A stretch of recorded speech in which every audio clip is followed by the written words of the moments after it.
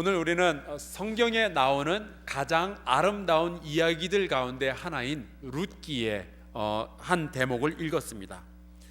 이 룻기서가 쓰여진 그 배경은 사사의 시대입니다. 여러분들이 아시다시피 사사기는요, 항상 전쟁으로 가득 채워져 있던 그러한 시대에 쓰여진 책입니다. 이스라엘과 주변 국가들은 허구한 날 싸우고 서로 빼앗고 땅을 빼앗고 사람을 죽이고 하는 그런 일들로 가득 채우고 있었습니다. 사사기를 읽어보면요, 처음부터 끝까지 전부 다 전쟁의 이야기예요. 여러분들이 잘 아시는 기드온의 이야기를 보더라도 그것은 전쟁의 이야기고, 또 여러분들 잘 아시는 삼손의 이야기를 읽어보아도 그것 역시 전쟁의 이야기입니다.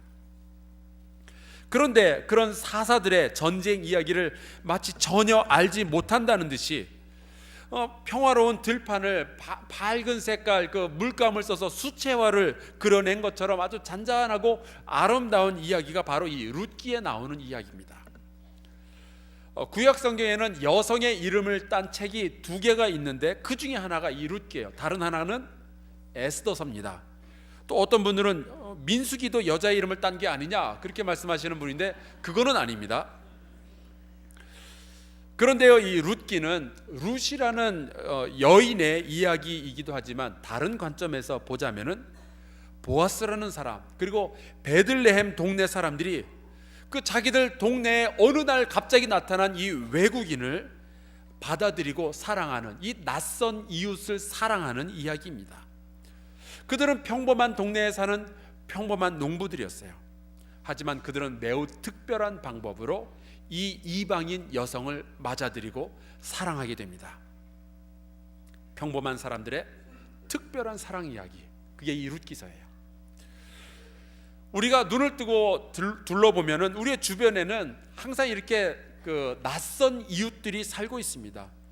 우리와 모든 면에서 다 똑같은 사람은 전혀 발견할 수가 없어요. 다 성장 환경이 다르고, 종교가 다르고, 나이가 다르고, 직업이 다르고, 또 교육 정도가 다른 이웃들이 우리 주변에서 살고 있습니다.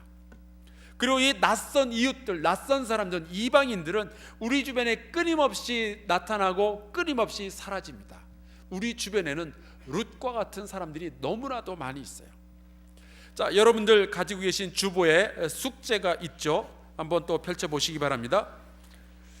여러분들의 이름을 요 가운데 또 쓰시고요, 여러분들의 이름을 쓰시고 그 주변에 여러분들의 이웃들의 이름을 아는 대로 쓰시기 바랍니다. 여러분들의 앞집, 뒷집, 옆집, 오른쪽, 왼쪽, 윗집, 아랫집, 윗집의 앞집, 아랫집의 앞집, 이웃의 이름을 아시는 대로 다 쓰시기 바랍니다. 자, 이제 제가 여쭙겠습니다. 지난주보다 한 집이라도 더 알게 돼서 이름을 쓸 수 있었던 분은 자랑스럽게 손을 들어주시기 바랍니다. 손을 들어주세요. 지난주보다 한 명이라도 더 감사합니다. 여러분들과 여러분의 가정에 하나님의 은총이 충만히 임하시기를 주의 이름으로 축원합니다. 건강의 복도 받으시고요, 재물의 복도 받으시고요, 들어가도 나가도 항상 복을 받으시길 바랍니다. 나머지 분들은 좀 분발하시기 바랍니다. 자, 이제 여러분들이 적은 그 이웃에 대한 정보가 있죠. 이 가운데 여러분들하고 성장 환경도 똑같고, 종교도 똑같고, 나이도 똑같고, 직업도 똑같고, 모든 것이 다 똑같은 이웃이 있으면 거기다 동그라미를 한번 해보세요. 아마 없을 거예요.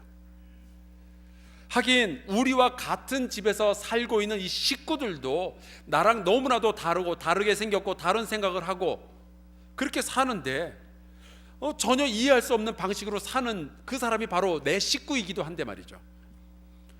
제 아내는 TV를 많이 보진 않아요. 근데 가끔 이제 TV를 볼 때는 인간극장, 그거를 그렇게 자주 보게 됩니다. 그 인간극장은 어떤 그 평범한 사람의 자잘한 그 삶의 이야기가 나오죠. 근데 그게 어떻게 재밌다고 생각하는지 저는 이해를 할 수가 없어요.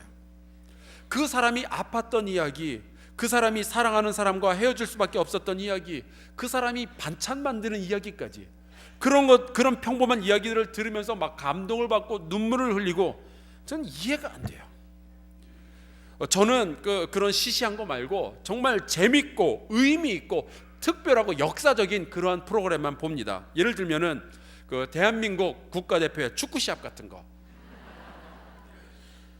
제가 그것을 시간을 맞추지 못하면은 재방송이라도 저는 보려고 해요. 근데 제 아내는 그거를 이해하지 못합니다. 아니, 이미 시합의 결과가 나왔고 몇 대 몇 가지 다 나왔는데 누가 골 넣은 것까지 아는데 그거를 굳이 재방송까지 봐야 되느냐. 남자의 조국 사랑을 잘 이해를 못해요. 근데 부부 사이에도 이렇게 다른데, 하물며 집 주변에 있는 낯선 이웃들, 그들이 나와 어떻게 똑같다라고 생각할 수 있으며 우리가 어떻게 그들을 100% 이해할 수 있겠어요? 그들은 우리와 다릅니다. 항상 낯선 사람들은 있게 마련이고, 알던 사람도 어느 순간 낯선 부분들을 우리가 발견하게 되죠. 그런데요, 하나님께서는 우리로 하여금 그런 낯선 사람들하고 섞여서 살도록 만들어 놓으셨습니다. 그거는 하나님의 계획 안에서 축복이에요. 예를 들어 볼까요? 모든 사람이 다 목사라고 생각을 해보세요. 별로 안 좋은 생각이죠. 여러분, 어떤 사람은 밥의 역할을 하고요, 어떤 사람은 김치의 역할을 하고요, 어떤 사람은 무말랭이의 역할을 하고요, 어떤 사람은 불고기의 역할을 해야 그것이 아름다운 식탁이 만들어지는 거지, 온통 밥만 놓고 그러면 그게 무슨 아름다운 식탁이 되겠어요? 여러분, 서로 다르다는 것은 우리에게 축복입니다. 그런데 어떤 경우에는 이런 서로 간의 다름이 우리의 삶을 파괴하는 이유가 되기도 해요. 올해 그 설 명절이 2월 달에 있었잖아요. 그런데 그때 일어났던 아주 가슴 철렁하게 하는 뉴스가 하나 있었습니다. 2월 9일 면목동에서 일어난 일이에요. 설 명절을 찾아 부모님을 찾아온 두 아들이 있었습니다. 첫째 아들은 32살, 2달 전에 결혼한 신혼부부였어요. 그리고 둘째 아들은 부인과의 사이에서 3살 난 아들이 있었습니다. 이들이 부모님을 찾아와서 인사를 드리고 설 명절을 보내니 당연히 웃고 떠들고 쿵쿵거리고 애들 뛰어다니고 시끄러웠겠죠. 근데 그 집 밑에 층에 한 여자가 살고 있었는데 때마침 이 여자의 남자친구가 놀러 온 거예요. 근데 위층에서 자꾸 쿵쿵거리고 시끄러우니까 이 남자친구가 백마의 기사처럼 내가 해결하고 오겠다고 위층으로 올라갔습니다. 설 명절에서 부모님을 찾아온 그 형제, 그리고 자기 애인을 찾아온 남자의 만남이었어요. 낯선 이웃들 간의 처음 만남이었습니다. 물론 이쪽은 2명, 이쪽은 1명이니까 이쪽이 이겼겠죠. 그런데요, 이 아랫집에서 올라왔던 남자가 울분을 참지 못하고 지하 주차장에 있는 자기 차에 가서 칼을 꺼냈어요. 그리고 이 윗집 2사람을 불러냈습니다. 그리고 주차장에서 이 2사람을 칼로 살해하고 말았어요. 이 윗집에는 이미 중풍으로 누워 계시던 그 2 아들의 아버지가 있었는데, 이분이 이 소식을 듣고 충격으로 19일 만에 사망하게 됩니다. 그러니까 윗집 아주머니는 졸지에 2 아들과 남편마저 잃어버리게 된 거예요. 여러분, 이웃하고 싸우려면은 사람 봐가면서 싸우시기 바랍니다. 요즘 세상에는요, 잘못 걸리면 죽을 수도 있어요. 우리는 그렇게 악하고 탁한 세상에서 살아가고 있습니다. 이웃을 사랑하는가 그렇지 않은가는요, 단지 그냥 도덕적으로 칭찬받을 일이냐 아니냐를 넘어서 이제는 죽고 사는 문제까지 번져가고 있어요. 여러분, 성질 난다고 막 해대지 말고 죽기 싫으면 여러분 성질부터 죽이시기 바랍니다. 그런데요, 우리 주님께서 이웃을 사랑하라, 이웃을 품어줘라, 이웃을 용서해라라는 그 말씀을 만약에 이 윗집 사람들, 아랫집 사람들이 그 전날 교회 가서 듣고 와서 이웃을 사랑해야겠구나, 윗집이 쿵쿵거리네, 뭐 설 명절에 친척들이 왔으니 그럴 수도 있겠지, 혹은 윗집 사람이 아랫집에서 항의하러 올라왔을 때 죄송합니다, 조용할게요, 죄송합니다, 그리고 돌려보냈다면 아무 일도 일어나지 않았을 터인데, 조사에 의하면 이들은 해볼 테면 해보라는 듯이 싸웠어요. 그리고 이런 살인사건이 일어나게 된 거죠. 어쩌면 이 룻기서에 나오는 이 이야기도 면목동 살인사건과 같이 끝날 수도 있었어요. 왜냐하면 이 주인공으로 등장한 룻이라는 여인은 이스라엘 사람들에겐 굉장히 낯선 이방 여인이었거든요. 모압 사람이에요. 예수님 당시에 활약했던 많은 랍비들이 이러한 말들을 공공연히 했습니다. 하나님 아버지, 나로 하여금 여자로 태어나지 않게 하여 주셔서 감사나이다. 우리 여성분들 되게 기분 나쁘죠, 이 이야기 들으면.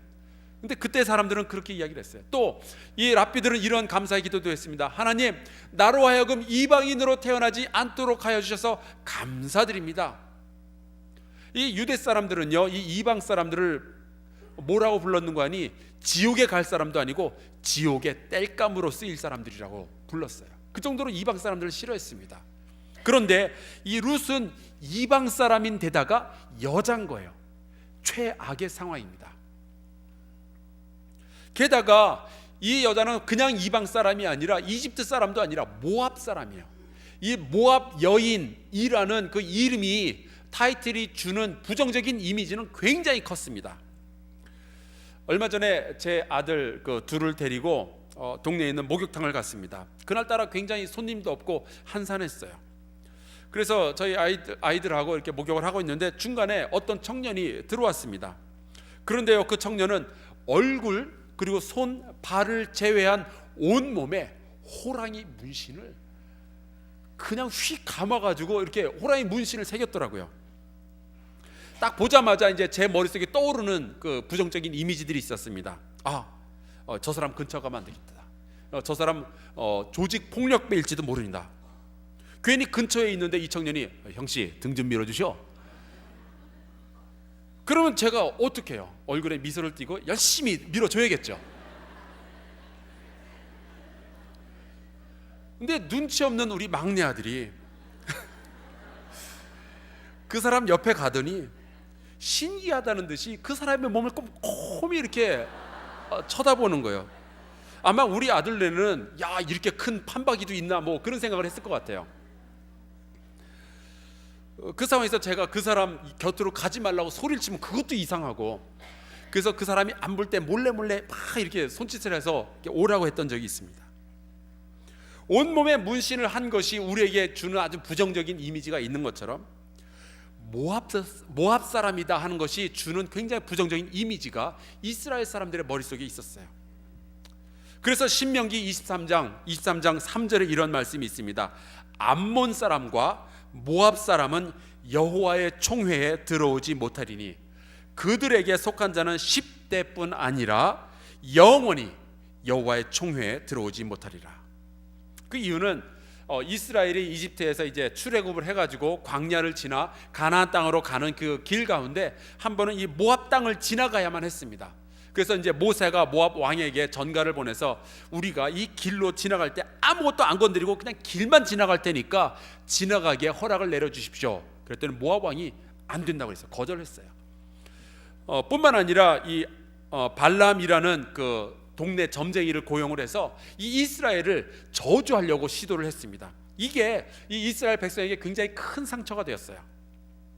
그래서 신명기 23장 6절에 이런 말씀이 기록이 되어 있습니다. 내 평생에 그들 그 모압 사람들의 평안함과 형통함을 영원히 구하지 말지니라. 얼마나 상처가 됐으면. 더군다나 이 룻은 모압 여자, 그 이스라엘에게 상처를 주었던 적국의 여자였을 뿐만 아니라 베들레헴에 오기 전까지 이 룻이라는 여자는 여호와 하나님을 섬기는 사람도 아니었어요. 룻이 그 시어머니 나오미를 따라가기로 결심을 하고서 그 시어머니 나오미에게 했던 말 중에 유명한 말이 있습니다. 어머니의 하나님이 나의 하나님이 될 것입니다. 이 말은 굉장히 감동적이긴 하지만 뒤집어서 생각해 보면은 아직까지도 여호와 하나님을 따르지 않았다는 이야기도 돼요. 추측이겠지만 이 룻은 모압 사람이니까 아마도 모압 사람들이 믿었던 그 우상 바알이나 케모시를 믿었을 겁니다. 우상 숭배자였어요. 이방인, 여자, 적국 사람, 게다가 우상 숭배자. 이스라엘과 모압은 마치 우리나라와 일본 사이랑 비슷해서 굉장히 서로 간에 경계하고 좀 다투고 경쟁했고요, 서로를 저주하는 그러한 관계였습니다. 사사기 3장에 보면은 에글론이라는 이 모압 왕이 이스라엘을 좀 괴롭게 하자 이스라엘에서 사사가 한 명 일어나는데 왼손잡이 에훗이라는 사사가 나옵니다. 근데 이 왼손잡이 에웃이 한 일은 이 모압 왕에게 찾아 들어가서 그 왕을 암살을 하는 거죠. 그러니 이스라엘하고 모압 사이에 얼마나 사이가 나쁘겠어요. 지금 보시는 이 그림은 모아바이트 스톤이라고 부르는 그 비석인데요, 1868년에 지금부터 한 150년 전에 모압 땅에서 발견이 되었습니다. 우리나라로 치면은 광개토 대왕비 그런 것과 이제 비슷한 겁니다. 근데 이 비석에는 이런 글이 있어요. 이제 이 성경에는 이 이스라엘이 어떻게 모압을 물리쳤는지가 나온다 하면은 이 모압의 비석에는 모압이 어떻게 이스라엘을 물리쳤는지에 대한 기록이 나옵니다. 여기에 이렇게 씁니다. 나는 케모시 신의 아들이며 모압의 왕인 메시아이다. 이게 모압의 왕의 이름이 메시아였습니다. 그리고 이 이스라엘과의 전투에 대한 이야기를 쭉 쓰고 제일 마지막에 이렇게 씁니다. 이스라엘은 패배하였으며 영원히 패배하였도다. 그러니까 이스라엘과 모압은 서로 사이가 안 좋았어요. 그런데 이제 룻이라는 모압인 여성이, 남편도 없는 여성이 이스라엘 사람들만 살고 있는 이 베들레헴에 들어온 거예요. 여러분, 이 상황을 이해하실 수 있겠어요? 자기를 환영할 이유가 전혀 없는 사람들의 그 마을로 홀로 들어가는 이 룻의 마음은 어땠을까요? 저는 이 룻의 이야기를 보면서 예수님을 떠올리지 않을 수가 없었어요. 예수님께서는 인간들 사이에서 태어나시면서 어떠한 마음이 드셨을까요? 낯선 인간들, 죄인들, 거룩한 곳에서 천사들에게 둘러싸여 계시던 분이 하나님을 반역하고 나중에 이 예수 그리스도 자신을 죽이기까지 할 바로 그 사람들의 사이에 태어나시면서 어떠한 생각을 가지셨을까요? 저는 초등학교를 4번 옮겼습니다. 제가 뭐 사고를 친 건 아니고요. 저희 아버지께서 그렇게 이사를 다니셨어요. 정든 친구들을 떠나서 이사를 나가는 것도 굉장히 가슴이 메어지게 아픕니다. 저는 초등학교 때 그 가슴이 메어지는 것을 4번을 경험을 했어요. 그런데요, 이제 새로운 동네에 새로운 학교에 가서 처음 보는 학급 아이들 앞에서 인사를 해야죠. 인사를 하고 처음 보는 그 빈자리로 가서 앉아서 교과서와 노트를 펼칠 때의 그 기분은요, 경험해보지 않은 사람은 몰라요. 이 아이들 중에 어떤 아이가 과연 나를 도와줄 것이며 어떤 아이가 나를 괴롭힐까, 그 뱅글뱅글 도는 생각들이 있습니다. 아마 룻은 그러한 생각을 하면서 이 베들레헴, 이스라엘 사람들이 사는 베들레헴 땅으로 이 모압 여자가 걸어 들어간 거죠. 근데 오늘 우리가 주목할 사실은요, 보아스와 베들레헴 사람들이 그 룻, 적국의 여자, 우상 숭배자였던 그 룻을 어떻게 받아들이고 어떻게 사랑했는가 하는 그 부분을 우리가 주목해야 됩니다. 평범한 농사꾼들이었지만 이 베들레헴 사람들이 이 룻에게 행한 일은 너무나도 아름다웠어요. 그래서 성경의 기록까지 된 겁니다. 이 이야기는 낯선 사람들과 함께 살아가야 하는 우리 모두가 알아야 되는 이야기고, 이 말씀 속에서 하나님의 메시지를 우리가 들어야 돼요. 이 베들레헴 사람들이 룻을 적이나 경쟁자나 이방인이나 우상 숭배자가 아닌 한 사람의 인간이요, 가치가 있는 여성으로서 봤다는 이 사실, 우리가 반드시 기억해야 됩니다. 보아스와 베들레헴 사람들이 이 룻이 다른 사람이다, 우리랑은 많이 다른 낯선 사람이다라는 것을 몰랐던 게 아니에요. 그들은 룻이 모압 여인인 것을 분명하게 알고 있었습니다. 6절에 보니까 보아스가 룻을 보고서 이 여자가 누구냐, 이 소녀가 누구냐라고 물어봅니다. 그랬더니 그 사환이 대답을 하는데, 나오미와 함께 모압 지방에서 돌아온 모압 소녀입니다. 분명하게 알고 있었어요. 적국으로부터 온 여자입니다. 그런데 이 사환은요, 거기서 말을 딱 멈추고, 그러니 주인이여 알아서 하십시오, 그렇게 한 것이 아니에요. 7절 말씀에 보니까 아침부터 와서는 잠시 집에서 쉰 외에 지금까지 계속 열심히 땀을 흘려가며 일을 하는 중입니다 라고 보고를 해요.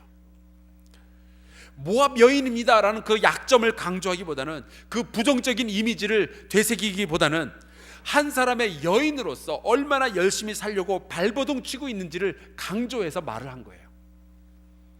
이스라엘을 괴롭힌 이방 출신 여인이 아니라 이스라엘 사람들과 같은 가치를 지닌 소중한 생명으로서의 룻을 지금 소개하고 있는 겁니다. 이 사환의 따뜻한 배려의 마음을 여러분들 느끼실 수 있나요? 보아스는 또 그 말을 듣고 그러냐? 아니 감히 모압 여자가 내 땅에서 이런 일을 해? 그렇게 이야기를 한 것이 아니라 오히려 적극적으로 룻을 보호하기 위해서 나섭니다. 다른 사람들이 룻에게 해를 입히지 않도록 명령을 내리고 룻에게도 따뜻한 말을 건넵니다. 아무런 목소리도 낼 수 없는 이 룻에게 다가가서 룻을 대신하여 그를 위해서 말을 해줍니다. 그것이 우리 하나님의 백성들이 해야 할 일일 줄로 믿습니다. 우리 안에 들어와 있는 룻과 같은 사람들이 있어요. 낯선 사람들, 외로워하는 사람들, 아무런 힘이 없는 사람들, 누군가 나를 도와줬으면 좋겠는데 말을 꺼내지 못하고 있는 그러한 사람들, 우리 안에 들어와 있는 낯선 이웃들이 혹이라도 불이익을 당하거나 차별받을 때 우리 가운데 보아스와 같은 사람들이 많이 일어나서 우리의 이웃들을 보호하고 그들을 위해서 대변해 줘야 됩니다. 11절 말씀에 보니까 보아스와 이 베들레헴 사람들은 룻이 그 시어머니 나오미를 사랑하며 보살핀 것과 그 어머니를 보살피기 위해서 고국과 부모를 떠나서 낯선 땅 베들레헴까지 이방인으로서 들어온 이 룻의 용기와 사랑과 헌신을 칭찬합니다. 보아스와 베들레헴 사람들은 룻이 이방인이고 낯선 사람이라는 사실보다는 어쩌면 인생의 가장 힘든 시기를 살고 있지만, 남편을 잃어버리고 고국을 떠나온 가장 힘든 시기를 살고 있지만 지금 최선을 다하고 있다는 바로 그 사실에 주목했어요. 낯선 이웃을 바라보는 우리의 시선이 그래야 됩니다. 이웃 사랑의 기본은 다른 사람의 가치를 발견하는 것입니다. 하나님은 이 사람을 어떻게 바라보실까? 하나님의 시각을 품고 이웃을 바라볼 때 우리는 이웃 사랑을 그제서야 시작할 수 있게 돼요. 이 마음은 낯선 이웃을 맞아들여야 되는 모든 사람들이 다 가져야 하는 마음입니다. 새로운 신자가, 새로운 성도가 우리 교회에 처음으로 왔어요. 이 새로운 성도는 굉장히 두렵습니다. 과연 내가 여기서 적응할 수 있을까? 그런데 우리가 그 사람을 바라보면 저 사람은 왜 찬송가 그렇게 힘차게 못해? 저 사람은 왜 성경 잘 못 찾아? 저 사람은 왜 옷을 저런 걸 입고 왔어? 저 사람은 머리 색깔이 왜 저래?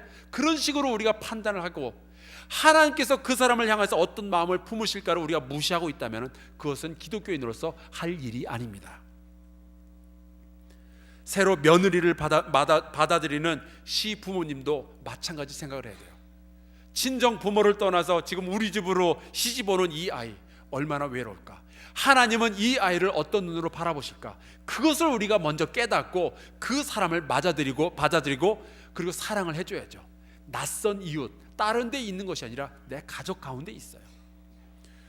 새로 직원을 맞아들이는 사장님도, 혹은 탈북자들을 바라보는 우리의 시선도, 혹은 저 멀리 필리핀이나 인도네시아나 저기 베트남에서 우리나라로 돈을 벌러 온 외국인 노동자들을 우리가 바라볼 때도 이러한 하나님의 눈을 가지고 바라보아야 우리가 하나님의 백성이라고 당당하게 이야기할 수 있는 거예요.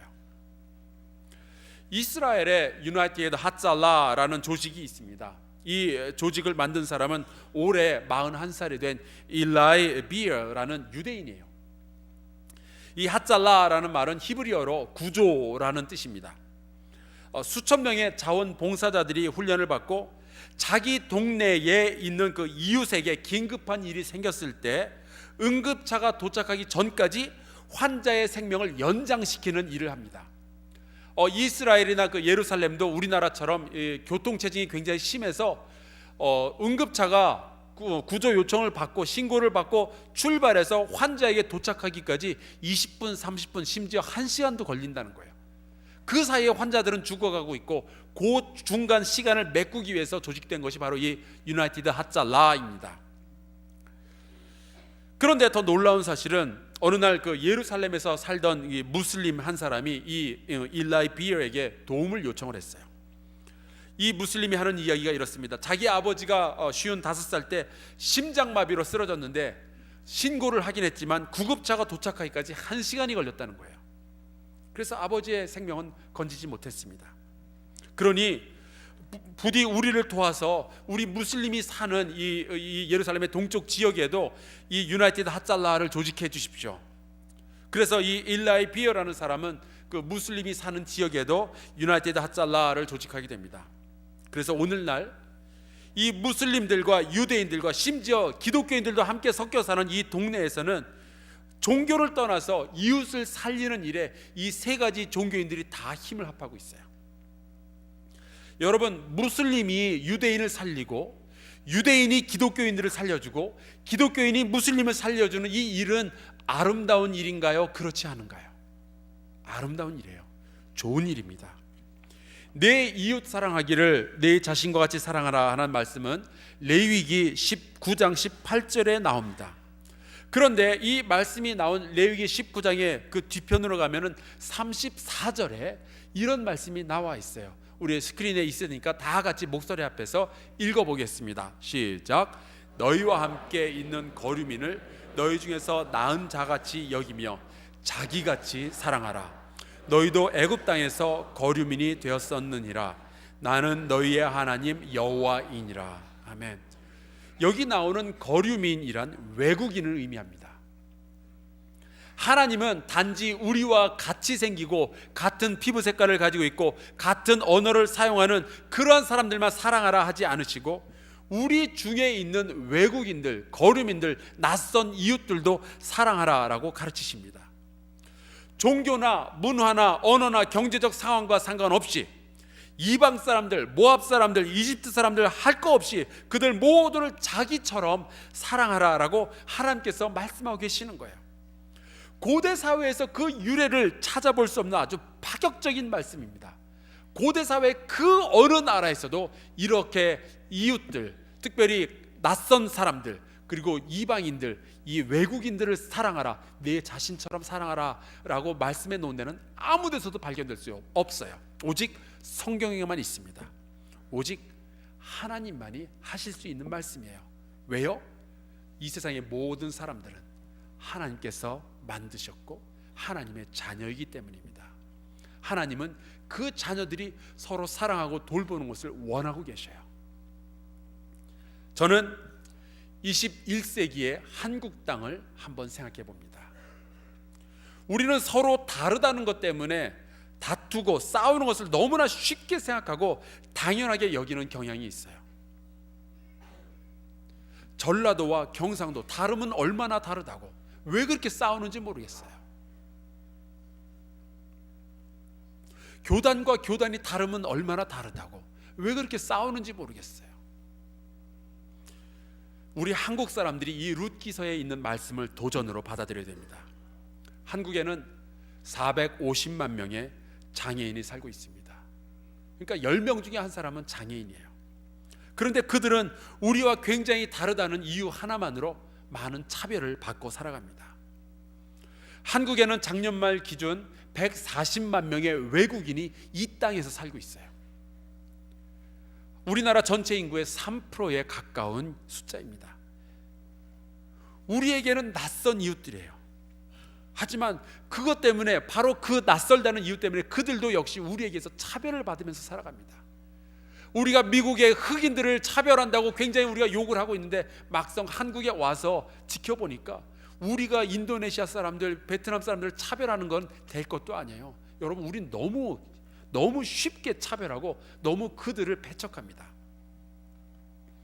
저는 우리 한국 사람들이 나빠서, 우리 한국 사람들이 질이 안 좋아서 그렇다고 생각지 않아요. 그저 한 민족으로 너무 오랫동안 살아오다 보니까 낯선 사람들에 대한 경험이 별로 없고 훈련도 되어 있지 않아서 그렇습니다. 낯선 이웃들 두려운 거죠.